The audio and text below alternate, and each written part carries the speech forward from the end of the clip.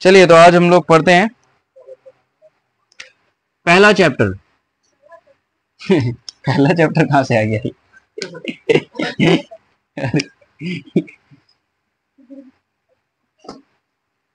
आसिफा भी शौक, आसिफा शौक sir rock arithmetic pro D rock. वो तो हो ही जाएंगे कुछ दिन में भाई। डॉक्टर बन जाओ ना जी, डॉक्टर बनो, समझ रहे हो? डॉक्टर बनो मस्त एकदम, ठीक है, एम्स वगैरह निकालो, मस्त है। तब मेरा एक टेंशन तो सॉर्टेड हो जाएगा। आएंगे अर्थमेटिक प्रोग्रेशन, ठीक है। हिंदी में भी लिख दें क्या इसको? समांतर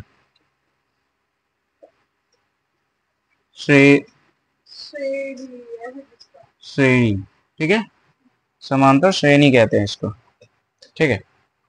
ठीक है, समांतर का मतलब क्या होता है और श्रेणी का मतलब क्या होता है? ध्यान से अगर देखोगे तो समांतर का मतलब क्या होता है बताओ? समान, मीन इक्वल, क्या समांतर का मतलब क्या होता है? समान। और श्रेणी का मतलब होता है सीक्वेंस। सीक्वेंस मतलब बताओ? लाइन। हिंदी में क्या कहते हैं इसको? श्रृंखला। हाँ वो भी कहते हैं, ठीक है, रेखा भी कहते हैं। समझ में आ गया? तो हम लोग एपी में बेसिकली यही चीज सीखेंगे कि कोई भी वर्डिंग को जब कर रहे हैं तो वो इक्वल एंड सीक्वेंस में होना चाहिए। एग्जांपल के तौर पे जैसे काउंटिंग नंबर पता है क्या होता है? 1 2 3 4 5 6, कितना तक गिनती आता है? इन्फिनिटी तक। 100 तक आता है ना, तब तुम एपी सीख सकते हो। बस ज्यादा गिनती का जरूरत नहीं है यहाँ पे। अब क्या है, इसको देखकर क्या कुछ समझ में आ रहा है तुमको? अगर एक चीज देखोगे तो इस दोनों के बीच का जो गैप है, जैसे कि 2 - 1 1 है, इस दोनों के बीच का भी गैप क्या है? 1 है, इस दोनों के बीच का भी गैप क्या है? 1 है। मतलब कि हम लोग को एक समानता तो दिख रहा है, ठीक है। और ये एक लाइन में है, एक कतार में है, एक श्रृंखला में है, ठीक है। और ये जो 1 है ये एक्चुअली में है क्या, ये हम लोग को जानना है। एपी में हम लोग क्या क्या चीज का ध्यान रखते हैं कि पहला वर्ड क्या है, उसको दोनों वर्ड के बीच का गैप क्या होता है, मतलब कि अंतर दोनों को घटाने पे क्या आ रहा है उसको, उसके बाद लास्ट में जो वर्ड है वो क्या है उसको। इन सब चीजों का हम लोग अर्थमेटिक प्रोग्रेशन में ध्यान देते हैं। ठीक, समझ में आ गया? ठीक। अब अगर यहाँ पे देखें हम लोग, तो अगर यहाँ पे देखें पहला जो वर्ड है ये, इसको हम लोग कहते हैं फर्स्ट टर्म या प्रथम पद, जिसको हम लोग ए से डिनोट करते हैं। तो यहां पे लिख सकते हैं ना ए बराबर 1, ठीक है। अब ये जो गैप 1 1 1 दिख रहा है ना, इसको हम लोग कहते हैं कॉमन डिफरेंस,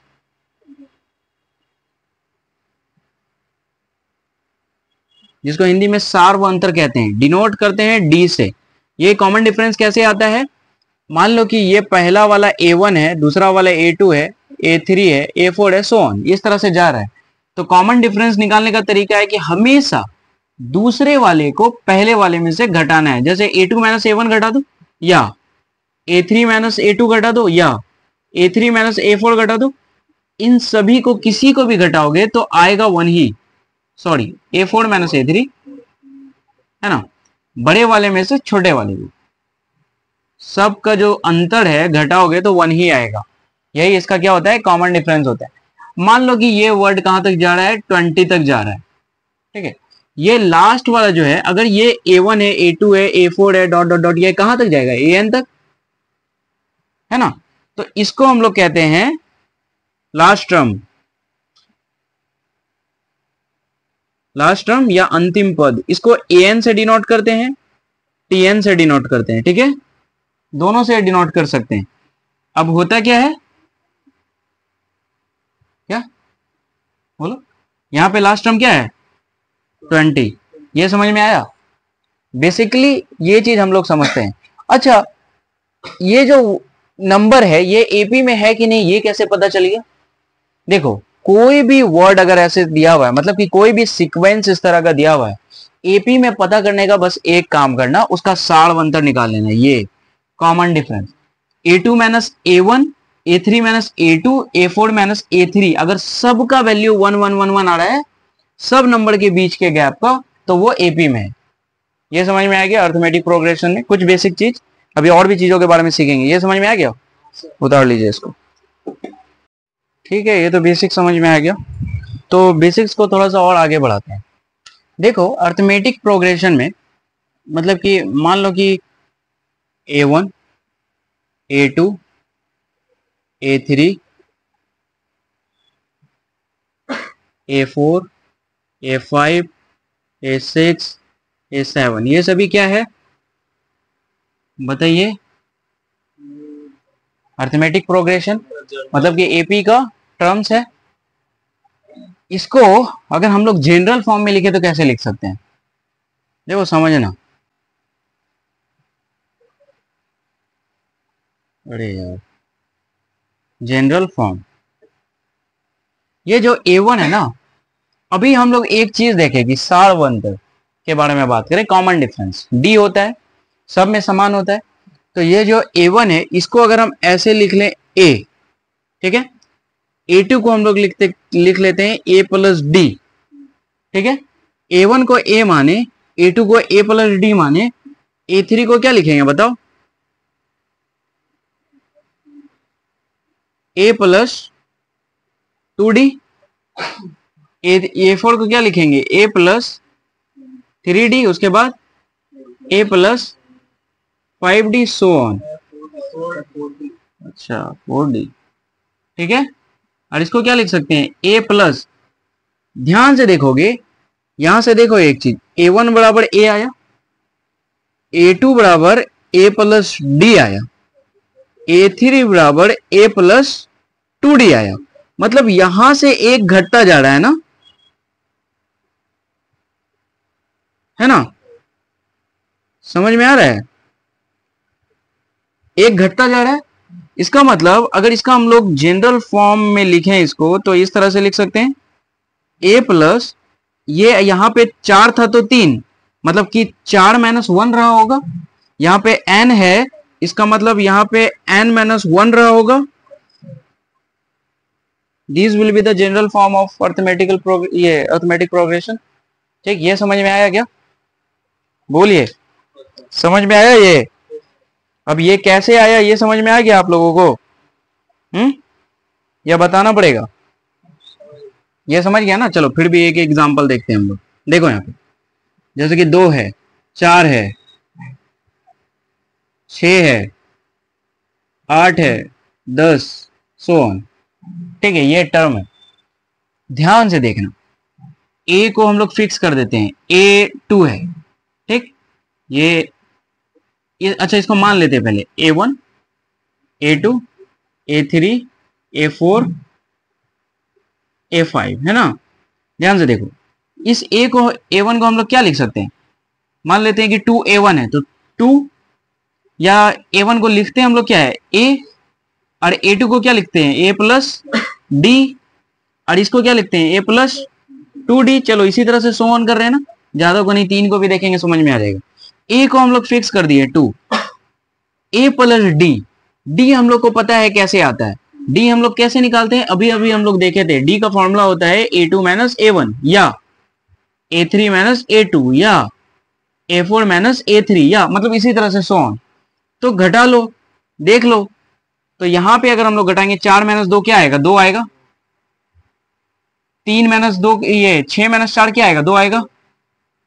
8 माइनस 6 क्या आएगा? 2 आएगा। तो यहां से तो ये कंफर्म हो गया कि ये एपी में है, क्योंकि सारवंतर सबका बराबर अगर आ रहा है हर एक नंबर का, इसका मतलब दिस इज एन एपी, ठीक है। अब यहां पे अगर 2 है तो यहां पे क्या लिखोगे? 2 प्लस डी कितना आया बताओ? 2 है तो 2 लिखोगे।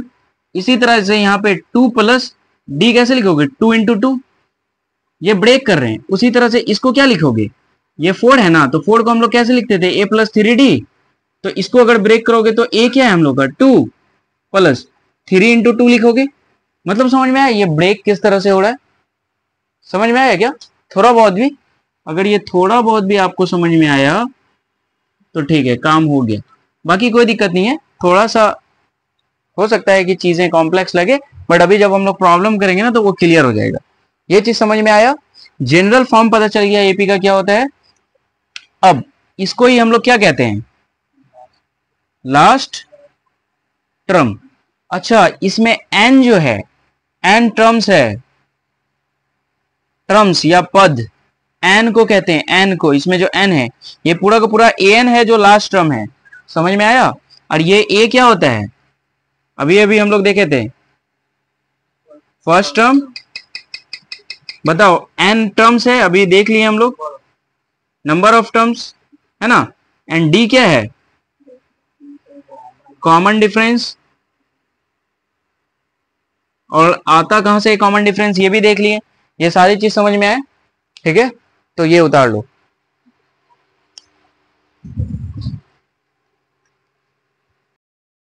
चलिए, तो अब हम लोग आते हैं एक क्वेश्चन पे, एक क्वेश्चन के साथ इस सभा को समाप्त किया जाए, ठीक है। क्वेश्चन ये है कि 135, 1, 3, 5, 7 इस तरह से सो ऑन दिया हुआ है, एंड 20वां पद बताओ, इसका क्या है, हम ऐसे लिख सकते हैं, फाइंड 20th टर्म, या हिंदी में 20वां पद बताएं, ठीक है।